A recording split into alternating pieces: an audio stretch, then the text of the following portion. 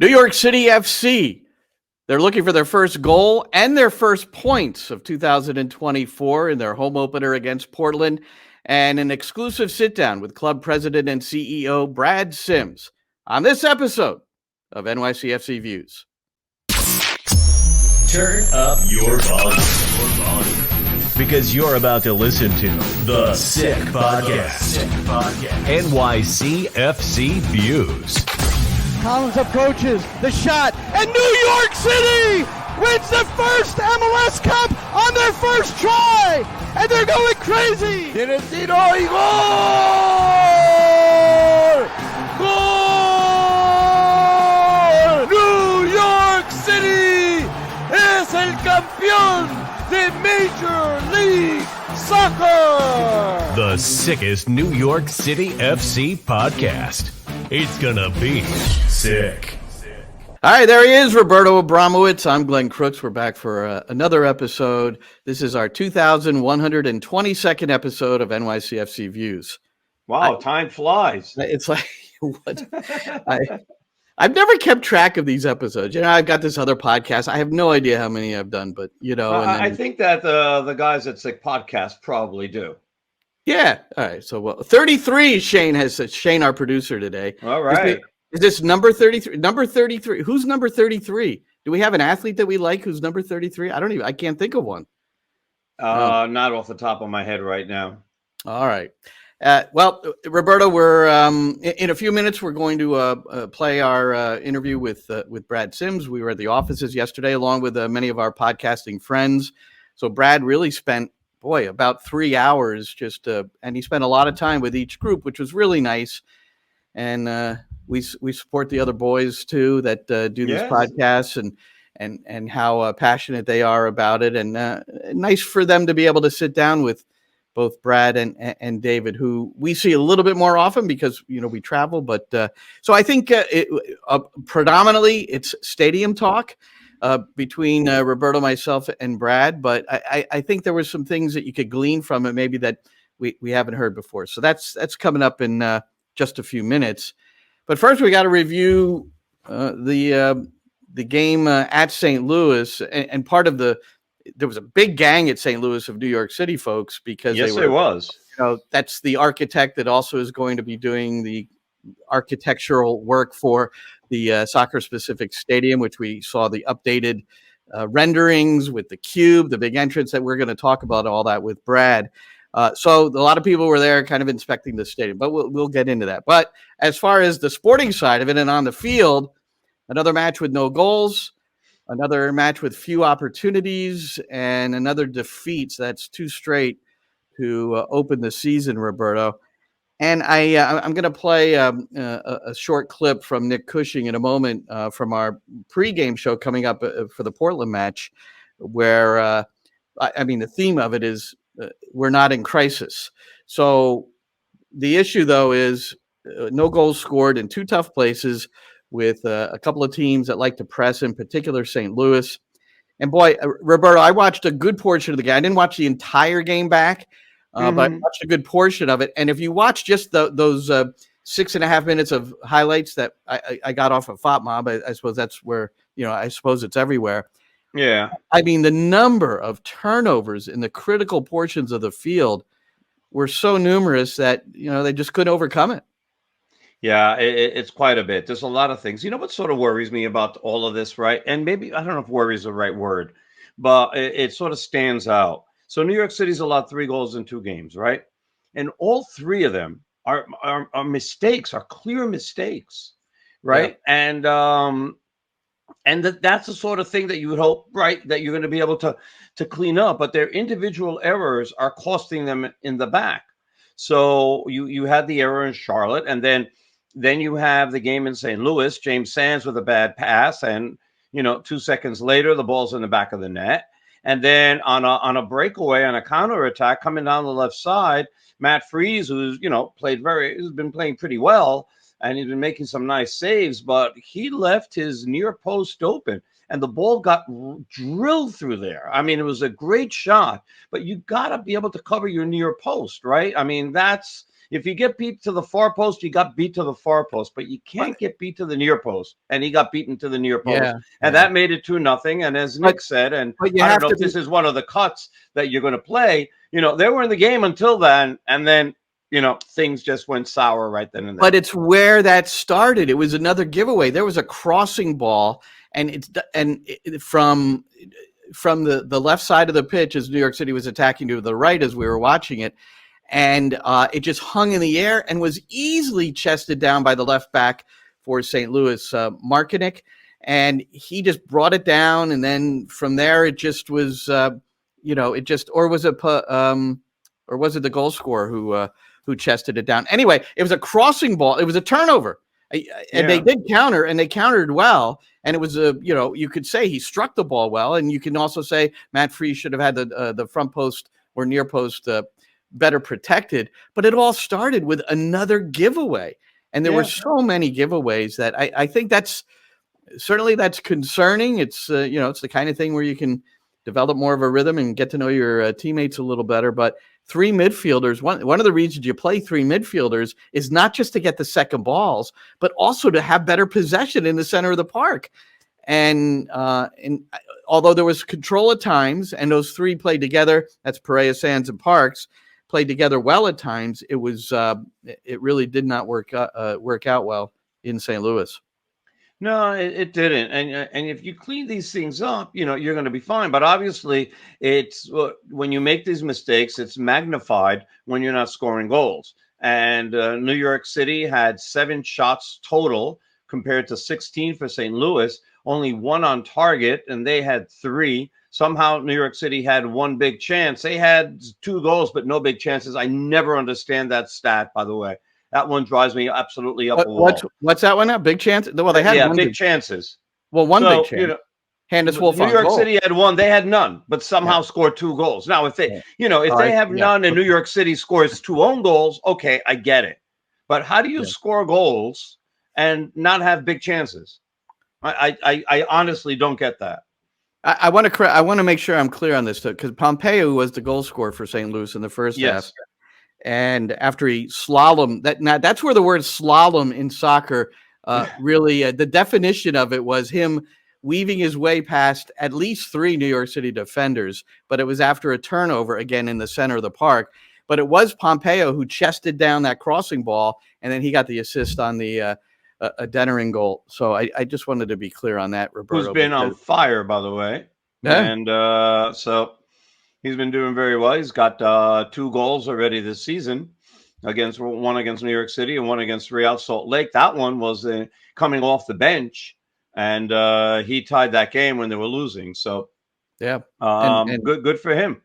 All right, so you're going into Portland. It's a home match, your home opener, which there's always excitement around that. It'll be at Yankee Stadium. It's a 2 p.m. or we figure 2:10 p.m. kickoff. The Eastern time this week. So you compare it to Portland and Phil Neville, and Phil and Nick are close because of Nick coaching Phil's 11-year-old son Harvey when he was 11 at the Man City Academy.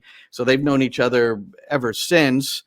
But Nick wanted to really emphasize the fact that it's not a crisis, and he kind of compared it to a few things that Portland had done. They've got 4 points through their first 2 games, both at home. So here's Nick.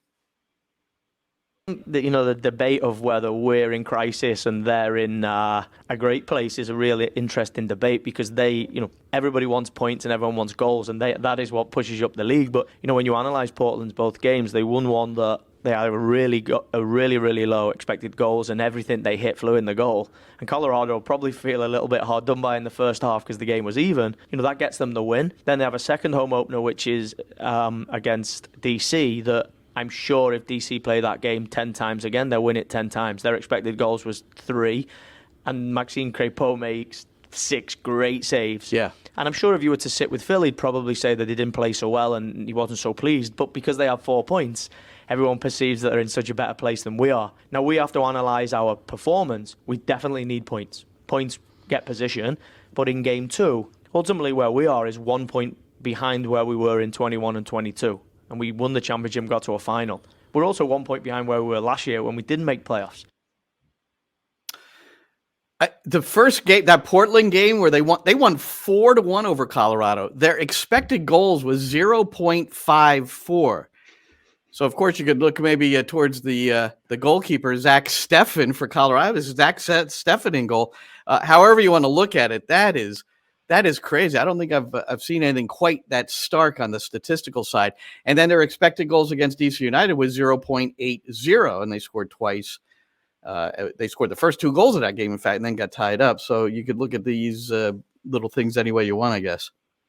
Yeah, you can. Look, New York City is going to get some home cooking. They went on the road, didn't do very well. In stages of games, they held possession and they were on the front foot. But the creativity in the final third still leaves something to be desired. And maybe as the guys get to play together more, they'll figure it out and they'll understand where they're going to be. And, you create that chemistry. Now, 7 of the next 9 games are at home.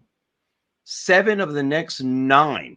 And all right. The other 2 games are in Cincinnati and in Fort Lauderdale against Inter Miami. Yeah. So, there's a time there to be able to take advantage of that and, shoot up the ladder as quickly as possible. But you got to go out on the field and earn those points.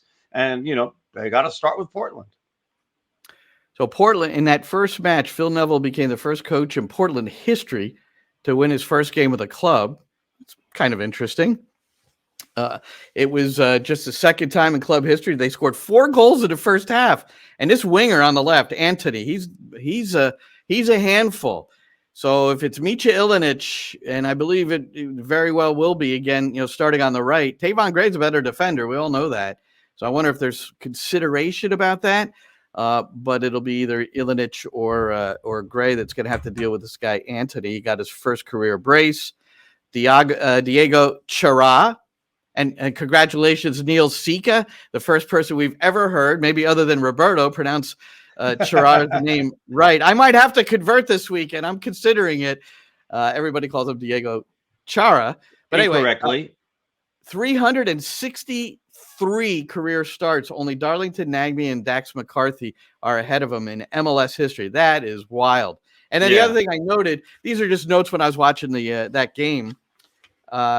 Mark Geiger was the VAR, and the referees are still out on strike. Excuse me, they're still locked out. They're locked out. They're not on strike. They're locked out. I just corrected myself. Yes, thank you, Roberto. Yes. Thank you for being, reinforcing on top of it. To say, yes. All right, so I'm listening to you. Okay, thanks. You should be happy. And what else? The other couple of Nick things. We're not going to run any more clips, but I asked him about. One person put out there on Twitter, and it was an analytic thing that the fullbacks, Ilinic and Kevin O'Toole on the left, have created only one. You're going to love this. Only one big chance in 2 games. But if you and I asked Nick about his analytics. How has he evaluated the lack of productivity over there, especially against Charlotte? That they defended very narrow and the spaces were wide, and that's where they were. That's where they were really headed with their attack, and didn't really get the quality. So he basically said that he had the number at 7. His analysts wanted to have it even higher than that. That is over the first 2 games. So, but it's still the quality of service. Or there's one. I don't know if you remember this. Ilinic to me got in cleanly once, where he was like free, got his head up, and he hit a ball on the deck to the front post. And no one was there. And Bakrar was on the back post, who could have just been stood up and nodded one home. But Nico, and I think it's interesting, the pregame show airs with Nick, with me, on the New York City FC network. It'll be, what time's the game? It'll be at 1:45. 1:45. So a little bit after 1:45. Yes. I forgot what our airtime was. But he really goes into detail as to some of the other things that could have or should have happened there, that Ilinic maybe, wasn't as much in the wrong as we would think, because inferred. Yeah. Anyway, so those are just a couple of more notes. So let's see. Stadium news before we get to Brad, because in this interview, he says at one point, hopefully tomorrow, meaning Wednesday of this week that the city council would pass their vote, and which did happen. So the city planning commission, I guess I should put that quite clearly, Yes. unanimously approved the Willets Point development project, which includes the Correct. stadium. Which is huge. And then Brad will go into what the next steps are. Many of you know, but maybe if you don't, what the heck? So you want to get into it? Let's introduce Brad Sims, speaking to myself and Roberto, at the New York City offices in Manhattan on Tuesday of this week, part of NYCFC Views.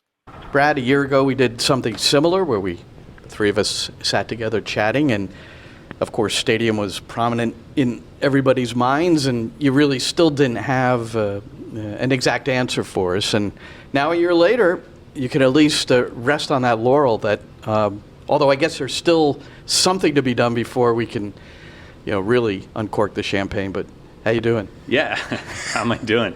I'm doing great. It's thanks for having me. First of all, I think you're right. A lot of progress in the last year, and we're in a great position now. Feel really confident about where we are. Can't understate how important all of the support has been from our partners and across Queens, especially most notably Councilmember Moya. But we've had just so much support on the community board level, from the Queensborough president. Obviously, Mayor Adams has been a big supporter, and just kind of everyone has really been so supportive of this project. It's been actually been amazing to see the level of enthusiasm as we've gone through kind of each step of the ULURP process. We are tomorrow due for the City Planning Commission vote, which is a binding vote, and we are eagerly awaiting that, optimistic that it's going to be a positive vote in our favor. And then we're then to the last step of the process, which is the New York City Council. They have up to 50 days to kind of consider the project, go public hearing, et cetera. We're hopeful that we'll get some insight into the timing of that project once the vote with the CPC happens tomorrow, and then if we're have a favorable outcome at City Council, then Mayor Adams signs the deal, and we're off to the races. So it's really exciting. Everything seems to have fallen into place so far, and it's not by accident. I know that it's part of hard work, and that all of this happened. Is there anything that you see that might be a pitfall, or do you think that, okay, you're pretty confident everything's going through? Roberto, I mean, this is the New York City FC stadium we're talking about here. Like this is 10 years in the making. I mean, we don't count chickens. I knock on wood every single time I talk about this. To me, nothing's done until it's done. And so we're not taking anything for granted. We're going through the process. We're doing everything we need to do. Well, hopefully we get to the City Council stage and they'll ask us, what they need from us, what information they need, what questions they're going to ask. We'll be ready for them. We're super optimistic for sure. But it's until it's done. I'm not counting any chickens. I'm not. I'm knocking on wood. I'm knocking on my head. And whatever it takes. But until we're literally all of us are around, like holding shovels and all that kind of stuff in the dirt over at Willets Point. Until that day, I'm holding my breath and just hoping that we make it through the process successfully. Since you've gotten involved with the stadium project since your arrival as the president, CEO, can you classify a moment where you had such trepidation that you thought, my goodness, did you ever think it might not happen? Or like where along the way were you most cautious about, maybe being optimistic or being, saying, look, things are looking good? Because there have been so many setbacks, steps forward, then back, and then neutral. Yeah, I mean, first off, just in my 5+ years here, we've worked on multiple sites, and so sites were alive and then dead, and then the new one's alive and then it's dead, and the new one's alive and then it's dead. And so, yeah, definitely lots of ups and downs. I think that ever since we settled on this site in Wills Point, from the moment we said, yes, this is available, this is doable, and having conversations with Councilmember Moya about it and his enthusiasm around the project and his feeling that there would be similar enthusiasm on, from a community board level on up. That's the first point where I was like, yes, like this, I feel really good about this. Other ones I was, cautiously optimistic about, but there were always seemed like there were a lot of potential pitfalls, at other sites and other areas that we explored. And it was like one of these things where I'm like, you get like threading a needle, and and it was everything was gonna have to work out perfect, and even then it was maybe gonna be a challenge. This was the first time where it just seemed like, the dark clouds in the sky parted, and it was like, the ray of sunshine was coming down. I was like, this is it. This is the path. This is the place.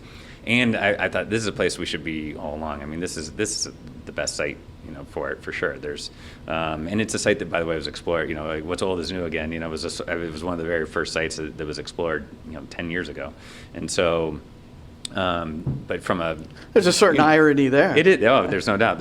But I think, generally, this is the spot that I feel like we were meant to be. It's gonna be an amazing, vibrant community neighborhood that we're building. But then, from a sports hub standpoint, with Citi Field and Mets, and with the USTA, and then us all in this area, it's fantastic. We know that our fans are going to travel with public transportation. It's amazing access, with the 7 train, LIR, like ample parking. There's going to be, it's accessible from everywhere in the city. Queens is very centrally located. It's accessible from everywhere in the 5 boroughs, but also we know we have a great fan base in Westchester County. We have fans in Fairfield County, Connecticut, and it's easy to get to from those places. And the other big upside for us is that really we feel like it unlocks Long Island for us, which is a vibrant soccer market.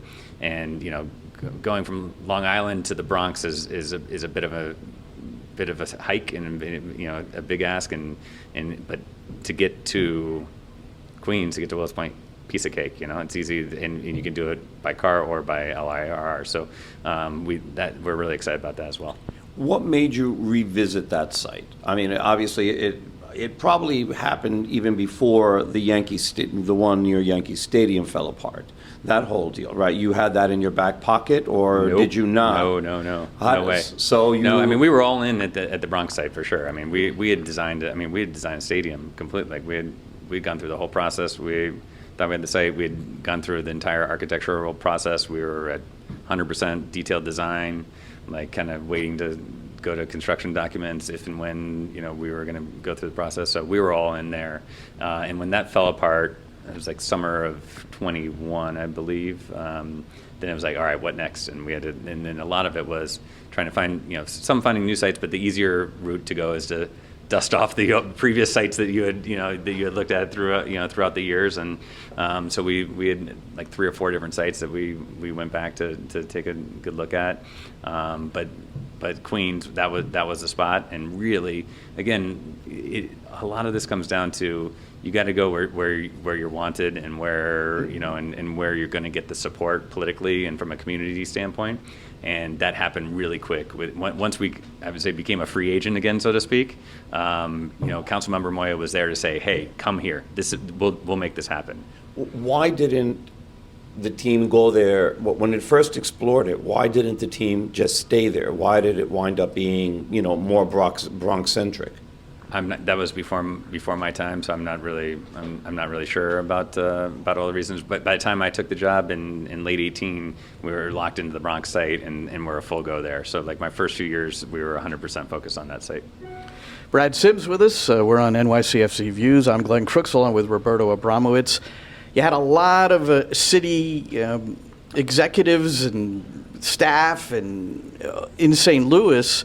As it turns out, the St. Louis City Park was designed in part by the same architect that will be involved with the soccer-specific stadium for the New York City Football Club, HOK. Yep. So what, in looking at that stadium, could you give us some ideas about what we saw over the weekend?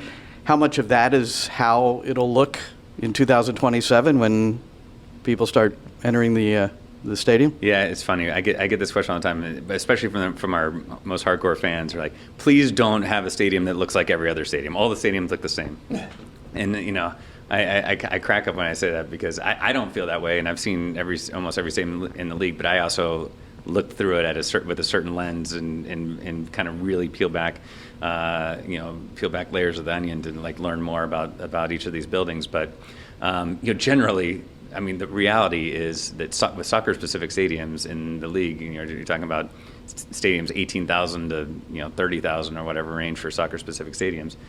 They're really two designs. It's either an oval or it's a rectangle. It's like, I mean, it's essentially 4 stands, a north, south, east, and west stand, or it's a kind of continuous bowl type thing. And those are the two types of soccer-specific stadiums. And so I crack up when people say everyone looks alike. Well, they don't. But a lot of them do. If you're only looking at it from a macro level, for us, there are things though, like you could have the steeper pitched stadium areas. You could have the standing area at one end. You could have the partial roof. That's when you start peeling back layers of the onion. I feel like I get it like on a macro level. People just like say, hey, this building looks the same.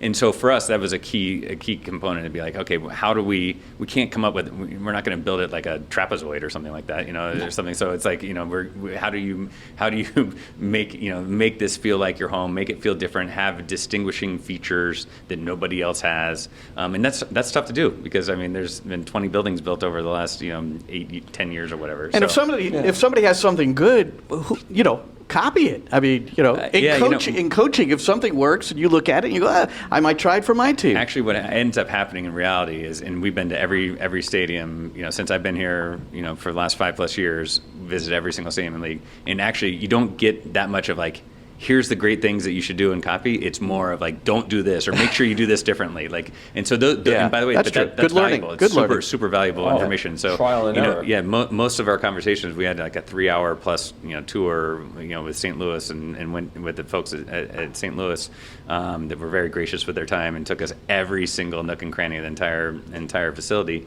And we got like 2 or 3 things of like, this was a home run, we loved it, and do this exactly. And we got like 17 things of like, do this differently, or this is what we learned, and we would do this differently. And can you tell us one thing there? I mean, what was one thing that you looked at and you said, we probably should do it this way instead?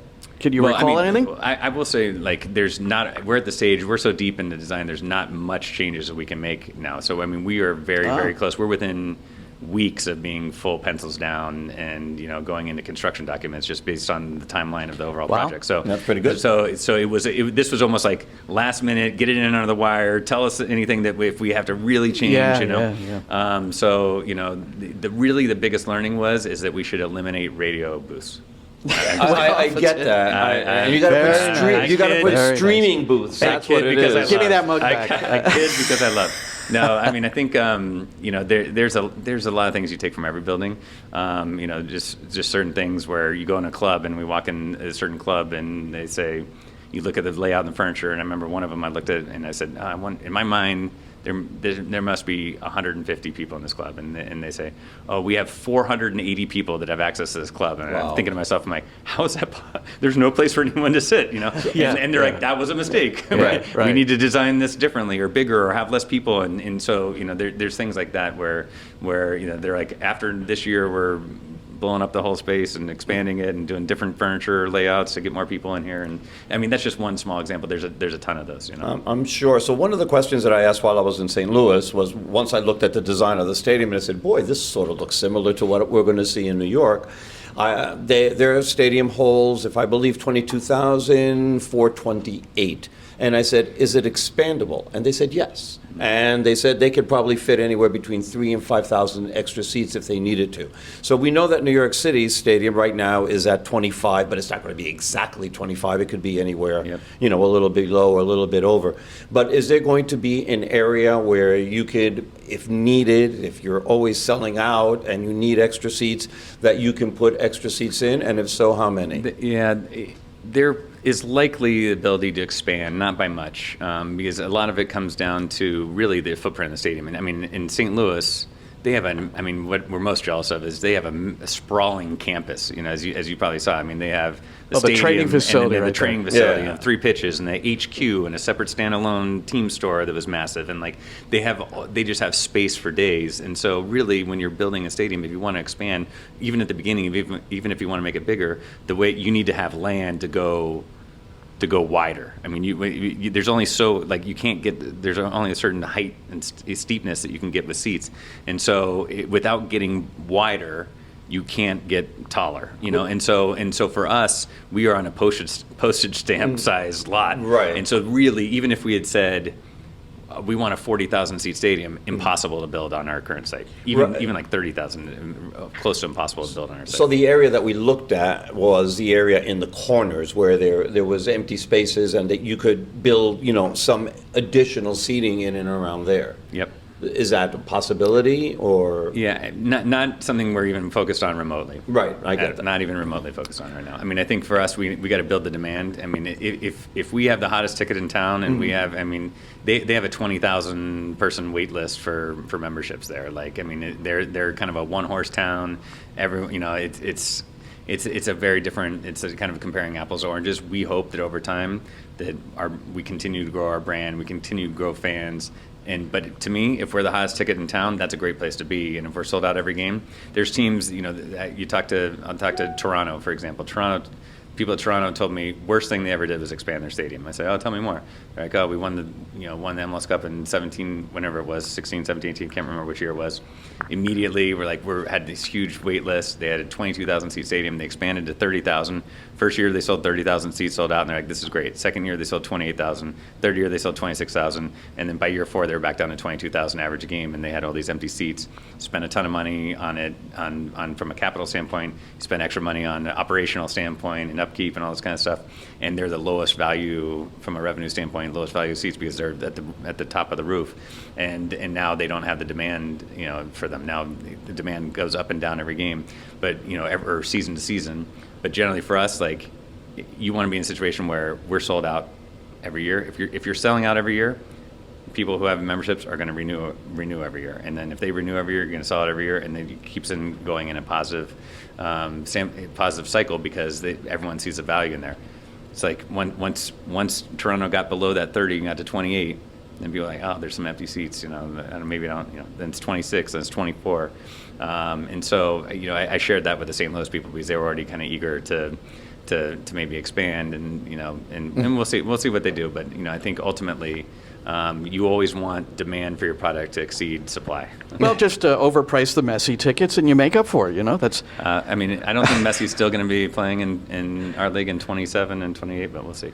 What's the most important thing that we should take away from the most recent project renderings, the cube? Yeah, love to hear your thoughts. We couldn't be more excited about the cube, and this goes back to what did we do different? How did we have a different situation? And not to put any building on the spot, but when we walk up to St. Louis, you walk up, there's the stadium. All right, I walk up into walk up a few steps onto a plaza and walk in the stadium, and you're in the stadium, and you're like, okay, now I'm here. And that's how most stadium entrances are. You come into one corner of the stadium, and there's a plaza or something, and maybe something's going on, maybe it's not. And you kind of just walk in, and you're like, okay, now I'm inside. Let's go find some food. And that's going to be Have good barbecue. And I think that they're nondescript, I would say, and so. No one can say, I think, out of our building looks like every other building, as I say with air quotes, because no other building, whether it's a soccer stadium, whether it's a basketball arena, whether it's an NFL stadium, whether it's other than maybe the Sphere in Las Vegas, would be the only other building that we could say that they have a sense of arrival like we'll have. Because what's going to happen is we have nearly 8-story high cube entrance, which is going to be this imposing, amazing sense of arrival that's going to be filled on all 3 sides inside, on the left, the right, and above, with 11,000 plus square feet of LED. So this immersive video experience. And so something where, so many of our fans we know are going to be taking public transportation. You get off the subway, you get off the LIRR, as soon as you walk out, you'll be hundreds and hundreds of yards away, and you'll be like, wow, mouth drop. And then as you get closer, it gets bigger and more impressive. And you get closer, it gets even bigger and even more impressive. And so now by the time you're walking through a turnstile, you're like, let's go. Like, I'm excited, I'm fired up, I'm excited, I can't wait to get inside. What is this all about? And it's going to be amazing. And you get in through that's the main entrance. We have immediately pregame kind of space for all fans, where entertainment space, 5-borough food hall, food vendors from all over the 5 boroughs in their activities. Stage, so is that kind of satisfying the vendor issue? Perhaps it was at one point was. Yeah, no, I mean, that's always been a key component of ours, is we wanted this be authentically New York throughout the building. And so a key component of that is going to be a local food story. And so that's going to be not just Queens. I mean, we want the best food vendors from all over the 5 boroughs, and we want to have that be rotational over time to get the different variety in there. But it won't just be in this food hall, but that's going to be a big driver for that. You'll see some throughout the building all over the place, but like that's going to be a key component. So it's like, I'm coming in, this is a wow moment, I'm fired up, I'm excited. Like, now I'm going to go get some awesome, amazing local food, and then I'm going to go seat, and I'm ready to be fired up to root this team on to 3 points.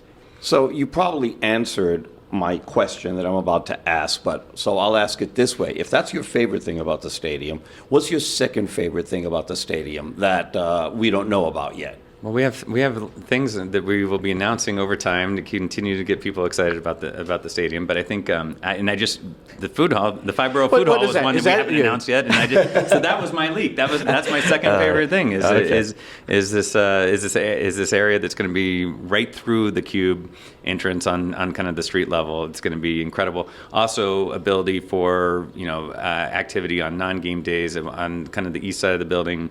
It will have, or the south, I guess kind of the southeast, will have removable kind of garage door type concept to go out to the open air. So there's ways that we can open up and do things on non-game days. We can have potential for farmers markets and things like that in this area. It's it's a huge, nearly 40,000 square foot space. So we're going to be able to activate that game days, non-game days. It's going to be really great.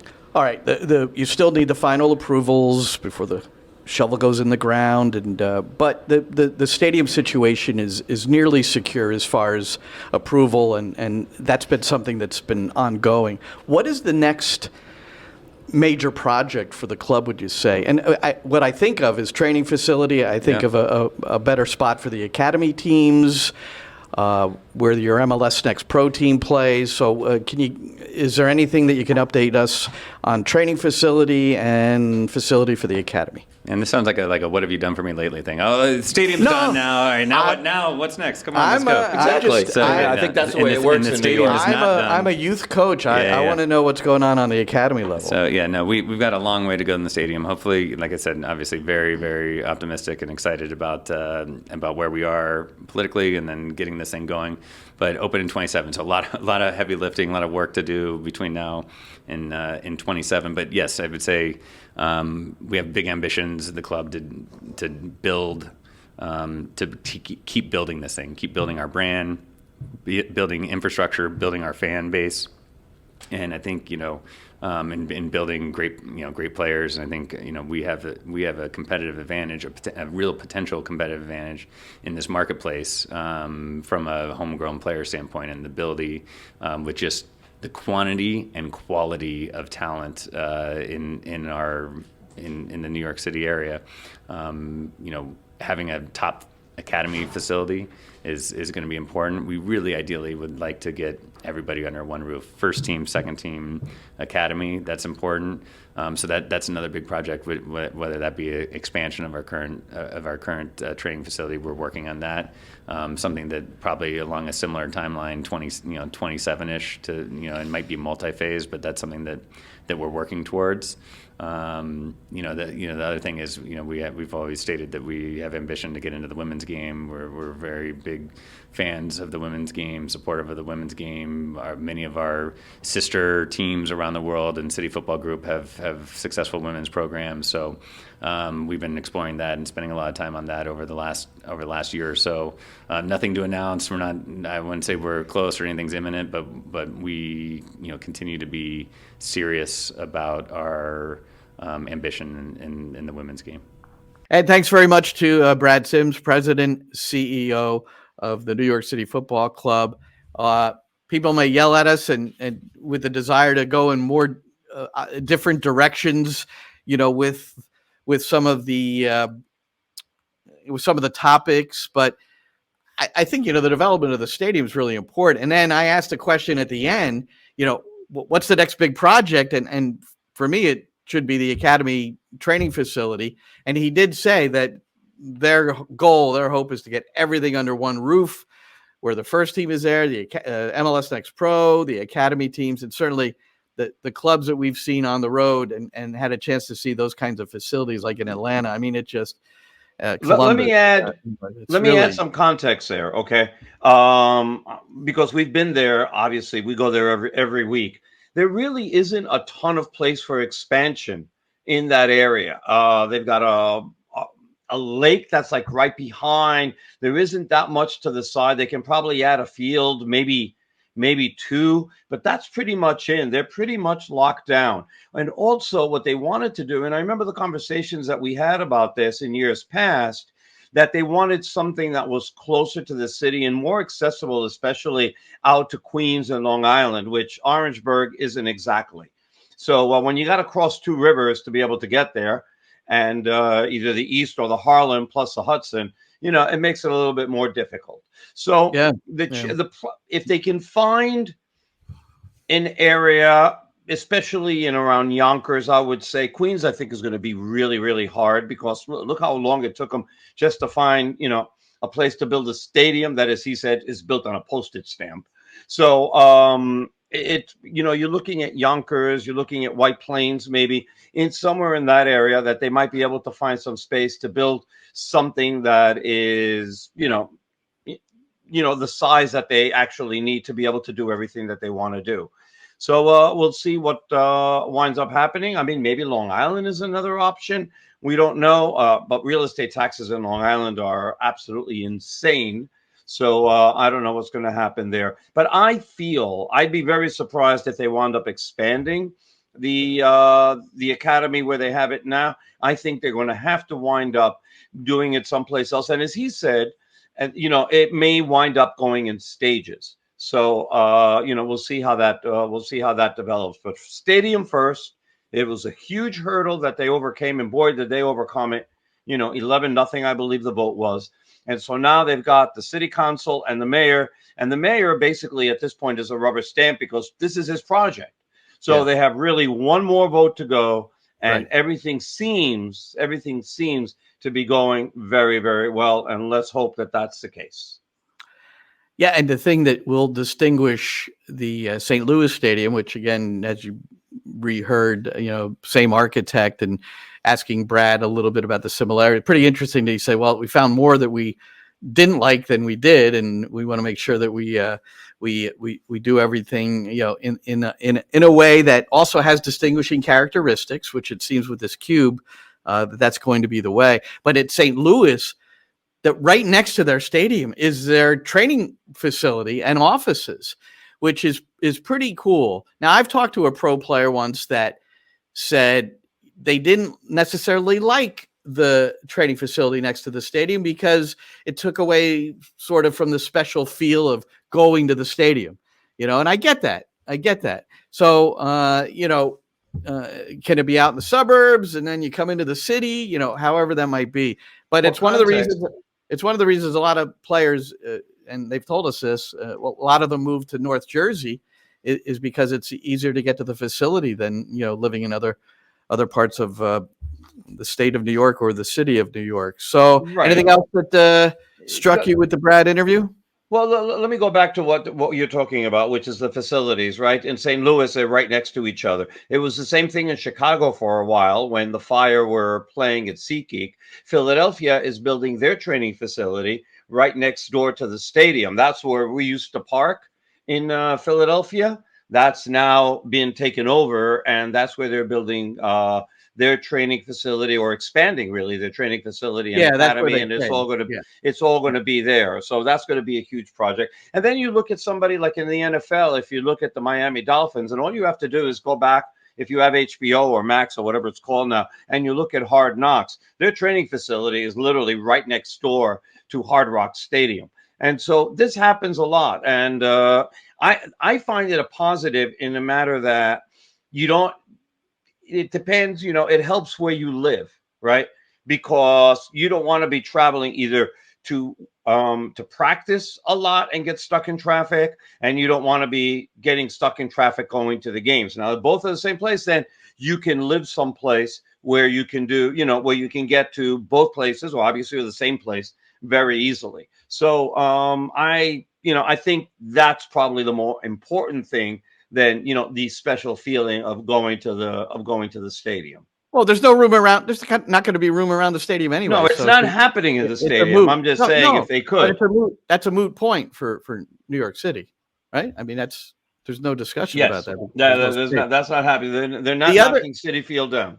The other thing I thought was interesting was when Brad said, there's, despite the fact that we found out there's a 140-page document of a review from what there was a large staff contingent at City Park to just kind of go through every little thing. They had a real specific tour of this, but now this big document has been is being formed and presented. So despite the fact that there are apparently minuscule changes that could be made anyway, there's still this big live document that they're going to look at closely, and maybe something will come from it.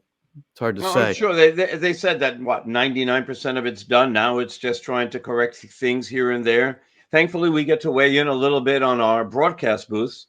That he intimated for a while that may not exist, but it turns out they do. So we'll be able to make sure we don't have any pillars in front of the booth, and they give us electricity, maybe some air conditioning. That's a monitor. All these things that sometimes we don't get. All right. Now, the thing placement's important, by the way. The thing you would ask is that in 2027, when the stadium opens, will New York City FC, the senior team, the first team, have a chance to host the U.S. Open Cup game? Because this summer, they're playing, or spring and summer, they're playing MLS Next Pro team. NYCFC 2 will be the participant in the U.S. Open Cup. So the third rail, which is the supporters group, one of the supporters groups for New York City FC, put out this tweet really just before we started this recording, their official statement regarding the U.S. Open Cup. And it's, you see, save the cup, save the U.S. Open Cup. I'm going to read page 3 because it's very hard to see this. Leave it up there, though, Shane, please. Page 3 reads like this, Roberto. Because they believe that the senior team should be playing, the first team should be playing. Also, we believe that if New York City FC are as ambitious as they claim to be, they should join their supporters in pushing back against this decision and fighting for more opportunities for first team trophies.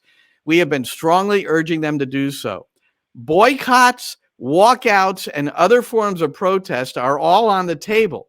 For now, we will continue to work with our members, other local supporters groups, and the Independent Supporters Council to find the best way to make our voices heard on this issue. So where would they be walking? What would they be walking out on? I don't know. Maybe MLS regular season games, because that affects the league, right? That puts the league in a bad light when they're protesting, and especially, the game being broadcast by Apple, right? And New York City's got, as I said, 7 of their next 9 games are at home, so they can try, depending on who is there, and make a statement then. So it's going to be quite interesting to see how they do it. Look, we know that New York City wanted to play their first team. They want to compete for trophies, but they weren't among the selected and elected. It wasn't like a team election that they said, well, we want to really play. In New York City FC 2, they volunteered Army style, as we like to say.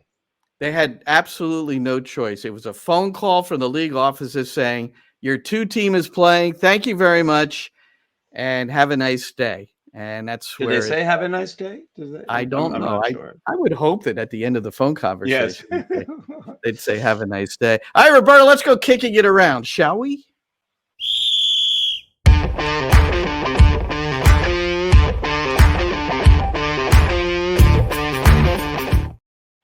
All right, Roberto, I'm really anxious to get your opinion on these two things. All right, let's go. There were two games played this week where there was questions as to whether they should have been played at all. The first one was Real Salt Lake playing host to LAFC in Sandy, Utah. Not only was it in the forecast that there was going to be like 2 feet of snow, it actually happened. And this is what it looked like. So the orange ball, I don't know when the last time the orange ball came out. Maybe it was the U.S. men against Costa Rica, that famous snow game. We've had other snow games in MLS, but nothing like this. All right. Well, this is mild. Look at that right now. That's about the best conditions in the entire game right there. And to say it impacted the game would be an understatement. And certainly I've been calling the LAFC the softies of Southern California just for the fun of it. But, and we know that now that Steve Cherundolo, the head coach of LAFC, will not be taking his wife out to dinner quite as often in the next couple of months. He was fined $10,000 by MLS because his post-game comments were really just like, it was a disgrace that we played this game, and he had a lot more to say other than that, and it shouldn't have been played. And so before we get to match number 2 that could have or should have or where we decide ourselves what we would have done, what do you think of this one, Roberto? He's probably right, but at the same time, it was the same conditions for both teams. The fact that you wound up losing. It's not like Real Salt Lake plays in these conditions all the time and they have some huge advantage. They don't. It happened to both teams, and Real Salt Lake got the better of them. Deal with it, move on, and that's that.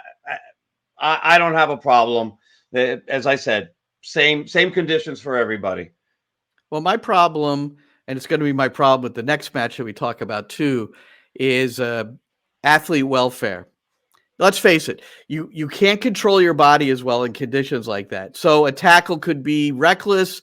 I mean, these are the conditions where athletes suffer tibia injuries and things like that. Well, actually, can I say something? I actually don't recall an incident. I mean, I've seen some of these games and the ones like the next one.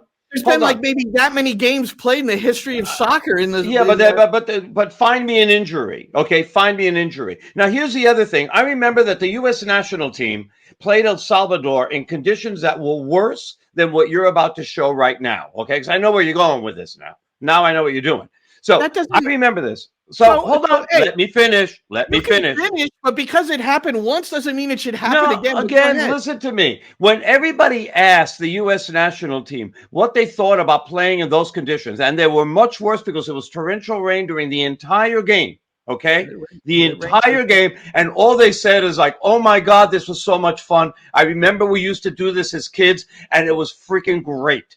And I remember that. I mean, we had something similar to this when New York City played in Orlando 2 or 3 years ago, where the first half was a torrential rainstorm. The ball would stop and everything. Then it stopped raining at halftime. And by the second half, the field was fine. Obviously, Snapdragon Stadium, which you're about to show, doesn't have the same sort of rain system where the drainage system was horrible. They need to check their drainage. I mean, they don't have a drainage system. Based on what I saw last night, they don't have a drainage system, which is terrible. But we've seen this before. I don't think that, if they started the game, they should have better drainage condition. But I don't think anybody was really going to get hurt. More than anything else, whoever got hurt was a Canadian defender trying to play the ball back to her goalie, and the ball just stopped, and the U.S. scored on it. Right, and she could have been smarter about that. But we're still on the snow game, but we'll move to this other game as well. So my vote is the RSL LAFC game should have been postponed. Okay, that's my feeling. And I vote that it should have been played. I'm okay, because you know what? At the end of the day, we're talking about it. It's made news. Love me, hate me, don't ignore me. They're not getting ignored. Love it. Next. I'm looking at the sporting side and vote on it, folks. Vote on it. And look, here's the thing. I need the support. Here's the thing. A guy drives 80 miles an hour in front of me, doesn't get pulled over. I get pulled over. I'm the next car. And what do I say? Do I say, oh, he was going 82. Why did you stop him? No, you can't use it snowed 4 times in the history of professional. You're the one who brought it up that somehow that there are injuries, and I'm asking you to prove it to me. And I bet you can't. I'm like, prove it to me. It's a stupid argument. Here we go. It's not. Let's go to the next one. Everybody vote. Let's go vote. Let's and tweet Roberto because I don't want to deal with it. You can tweet me too. Look at that. Wee. Oh yeah, that's fun. I love because it. That out of control tackle, could very well have ended Alex Morgan's career. She's 33 years old. She doesn't have much time left, and now her career is gonna end on a probably not getting stuck. Probably not getting stuck in. It's so slippery there that her leg goes up and she's fine. Well, I don't know what the result of this was. Alex Morgan was standing at the end of the game, and yes, was she was. Fine. So I think she suffered more against Colombia with everybody pushing her around and trying to intimidate her. So this was the W Gold Cup. Everybody, it's an event now. There's a Gold Cup for women, sponsored by CONCACAF, and the interesting thing here is the referee. And Christina Uncle, who's a pretty highly respected commentator, a former referee, and talks about the different situations. She said she's been in a situation like this where the conditions were really poor, and the referee in this game, we're not going to be able to show it, but I will tell you because I watched it from start to finish. She took the ball and rolled it several times in an area where it would get stuck, looking over to the sideline, where there was a CONCACAF match official in essence and holding her arms out, like saying, look, this is not playable. And the CONCACAF match official must have, given her the thumbs up. Keep it going, babe. And the hard part here is CONCACAF came out with a statement after the game because this game was not delayed or postponed or anything. It was just played. And the conditions were unplayable. It was unplayable. Okay. Game should not have been played. That's going to be my opinion again. Unplayable. But was it thrilling at the end, the way everything happened? Yeah. I mean, don't get caught up in the fact that Canada tied the game in, like the 120th minute of that second overtime. And then it went to penalties. It was exciting at the end, but the game shouldn't have been played. And CONCACAF said referees have the ultimate authority to cancel a game or stop a game. And in this case, until they don't, it would appear that they're lying. It would appear until that they lying. Don't. Yeah. Right. Until they don't. Right. Until somebody else says, nah, you're playing the game because television has its interest. All right. So maybe they should have postponed it, but they didn't. And here's what winds up happening because of it. It was dramatic. It was wild. It was fun. There's so much on the line. And every time the United States and Canada play, right? I didn't watch the first half. I wasn't there. I wasn't there for that. I was out. That's okay. No, first half was not fun. And then the field on one side to the right, as you're looking at it on the screen, became a little bit more playable. But on the left, that was unplayable the entire match. And the players finally learned that, listen, you can't screw around with this anywhere. Nobody was playing it back to their keeper after this girl. But the U.S. Right. The U.S. did better with that than Canada did during the entire game. Well, now, I want to talk to you a little bit strategy here because you're the coach. All right. I have never, ever in my freaking life seen somebody try to kill the clock with 15 minutes to go. And that's what the U.S. did, especially when you are one of the top teams in the world. Okay. Maybe you're not top anymore right now, but you have the capacity to be the top. And you should be there. How do you go to the corner starting the second overtime on every offensive possession? I was shocked. I've never seen, especially from a team, especially from a team as talented as the U.S., up a goal. You got to go and, try to score for the first 12 minutes and then kill the game in the last 3. You can't go to the corner every time as a strategy.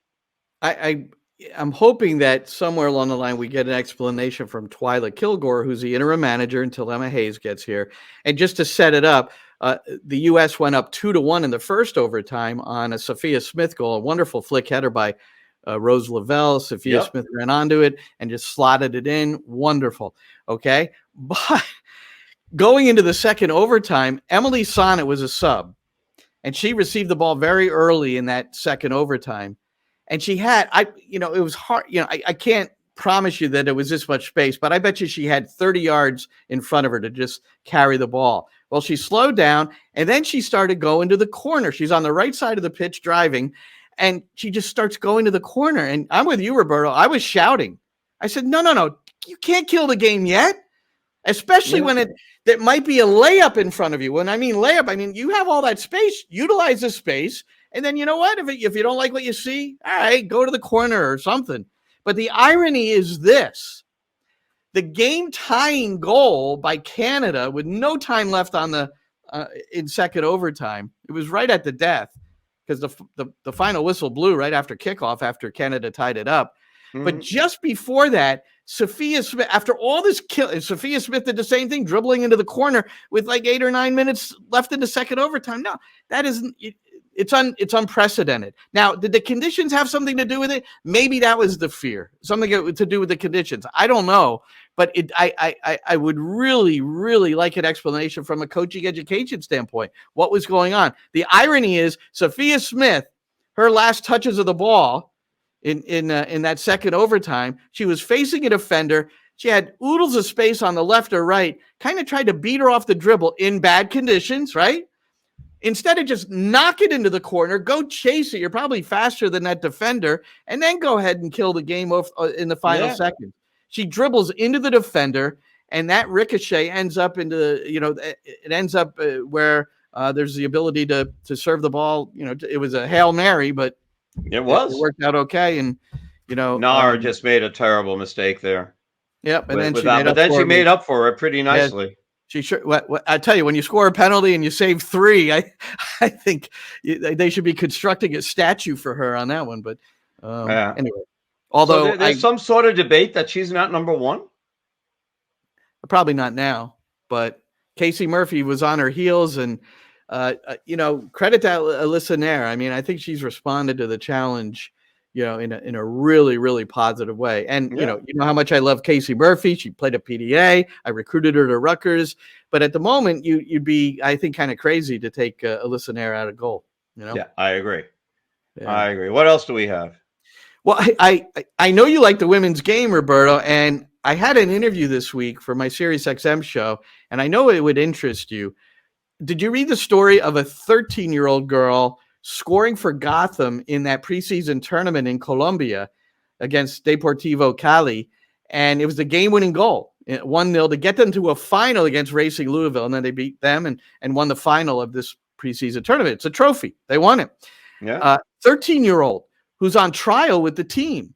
It's her third NWSL team she's on trial with. So she plays. I was reading about her, and when I read that she plays for Slammers FC in Southern California, I'm very good friends with the directors of those clubs, and it turns out Ziad Khoury, his brother Waleed, is involved with the Kansas City team, actually, in a WSL. But Ziad coaches her. So it was interesting to just hear him. And one of the things he said is, I think she's going to be one of the most special players to play in the United States. Now, I want you to know that Ziad coached Kristen Press. Ziad coached Mackenzie Doniak, 2 outstanding forwards. Press in particular, we know all about her. And so he understands, what it takes. And they have trained players at a high level. And so it's pretty interesting. Her name is McKenna Witham. They call her Mac. So keep her name in mind. And at 13 years old, and with the NWSL lifting the restrictions to sign a pro contract, she could sign pro. Yeah. How about that? That's awesome. I just hope that they don't rush her like they did Freddie Adu back in the day when they signed him at 14-year-old as a 14-year-old. So you want to be able to see that they bring her up responsibly and that she's able to fulfill her potential. Well, I'm going to try to get out to Gotham training next week. And then when we do this again, hopefully I'll be able to report on what I saw, because Ziad, her club coach, said, you're not going to believe it, at 13. And he said because I coached Tobin Heath at the age of 13, She was a guest player for the club team. I was coaching a U15 team. I was not her regular coach, but she wanted to come and guest play. So and it was a San Diego Surf Cup, and she was really good in the midfield. And I just remember our team, gathering around her at the end of the tournament and say, "Hey, can you come play for us? Can you come play for us?" Yeah. But the biggest difference was she didn't have the physical strength to step into the professional arena yet. She was this little skinny kid. And one thing Ziad said, and it's really a point to note, is that we've just grown so much in the physical area, the science behind it, the strength and conditioning, all the different things you can do with athletes. And this kid, McKenna Witham, he said, is just she's an animal, and just is constantly working out and is passionate about it. He said no one, he said her father, the key. That's the key. He said no one's, he doesn't tell her to go do things. She asks him, and that's the way it's kind of got to be at that age. Yeah, I agree. You got to be self-motivated to be able to want to be the best. Those are the best competitors and all that. By the way, I didn't know that you got Tobin Heath even for a day. I think that is so cool. She is one of my all-time favorite players for the U.S. women's national team. Loved watching her play. It was just a blast because she loved taking people on and she had mad skills. It was great. I loved her. It was great. I had her in that tournament, but I also had her for a spring season in ODP, the Olympic Development Program, too. But my favorite Tobin Heath story, and you talked about she loves just taking people on and beating them. Well, that includes her parents in the kitchen when she was 6, 7, and 8 years old. So, she had a ball in the house all the time doing stuff. These things don't happen by accident. And the other thing I remember about Tobin, and this is, I think the great players do this. Carly also would do this. They would come in on a Monday morning or a Monday after the weekend. And what Carly would do at Rutgers when I had her, and then what Tobin would do when she was in high school, go up to PDA, she would see a move by one of the guys that she'd watch in the EPL, La Liga, whatever it was. She would see something, and then she would work on it as much as she could. And then that very next training session, she would make an effort to, at some point in that training session, beat somebody with that move or, do that move. And that's high level, man. But that's passion. That is passion. And to be honest, I've coached women predominantly over the years, and not many were like that. Carly did the same thing. She'd come in and they're talking about games on the weekend. Most other players were talking about their social activities on the weekend, so it's a different. And this is what bothers me about like all these gazillion academies that we have, across the United States, because I always thought, right, and I had my son in a few of them. I always thought that there should have been more of a personal emphasis to teach moves, to teach how to beat people one-on-one, because it's going to help you no matter what position you play, even goalie. Right, to be able to teach those moves. And everybody's more focused on teaching the team game, and they don't focus on the personal part. I mean, like, I would have had an assignment every week to go learn some sort of different move and then train on that move and force somebody to use it every game. And I don't see anybody doing that. I mean, in all the time that I was at Cedar Stars, I mean, that was never an emphasis on that sort of thing. If you did it personally, great. But nobody ever taught that. And I thought that was an opportunity absolutely wasted. Because if you're good one-on-one, you can beat people one-on-one, you're going to get noticed. You're going to get noticed as an individual player. You start beating people down the wing every single time, every damn scout around is going to be going, and writing that one down. Anybody can make a nice little square pass. Be in the right position. Part of the Dutch methodology is that every player on the field can beat a player, because you're right. Sometimes you're in a jam, and no matter whether you're the fullback on the right or the striker up top, you've got to be able to work your way out. So and even I know you're I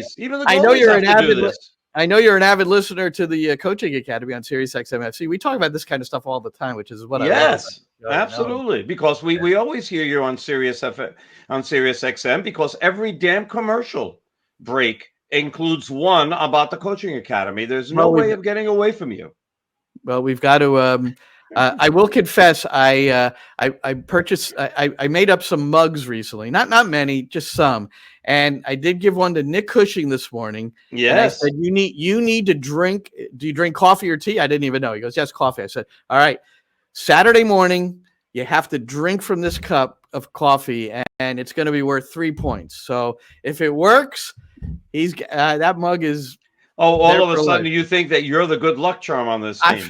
And I'm not even superstitious, but let's go for it, right? And maybe, maybe he could hold it up and, maybe we can get the. Oh, Katie yes, out of that's it. Yeah. Thank you, Glenn. Turn around to the press box and raise a cup. This was for you, Glenn. And finally, and when you woke up, what happened? And finally, pay your taxes, everybody. Carlo Ancelotti, the prosecutor wants to send him to prison for 4 years for tax evasion. Oh, boy. Following in the footsteps of Messi, Ronaldo, Jose Mourinho, and Shakira. They really clamp down in Spain on these things. Yeah, in Spain they go after high profile people. By the way, it's very rare that somebody actually does go to jail. They do normally wind up paying millions in back taxes and fines and stuff, but nobody, home. No, those people I mentioned, and I got this out of Soccer America this morning. None of those people all had suspended sentences. So, but pay your taxes, everybody. Pay your taxes.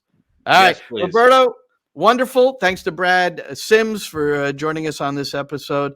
As we look forward to Portland at New York City FC, Yankee Stadium. Airtime for Roberto and I.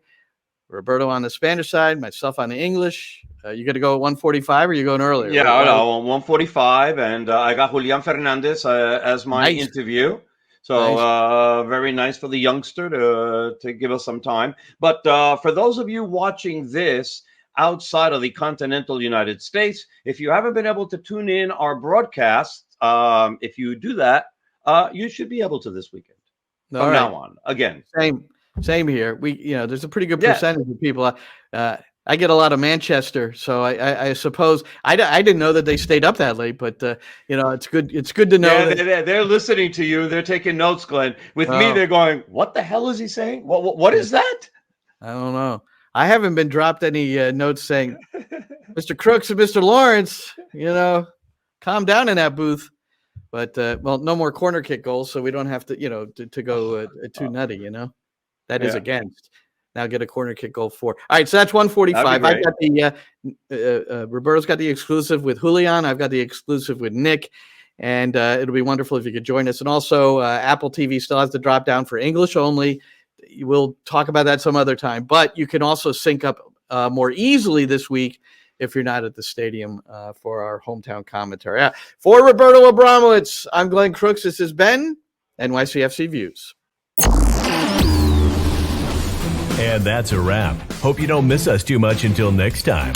Follow the Sick Podcast NYCFC Views on YouTube, Instagram, Facebook, Google Play, and Apple Podcasts.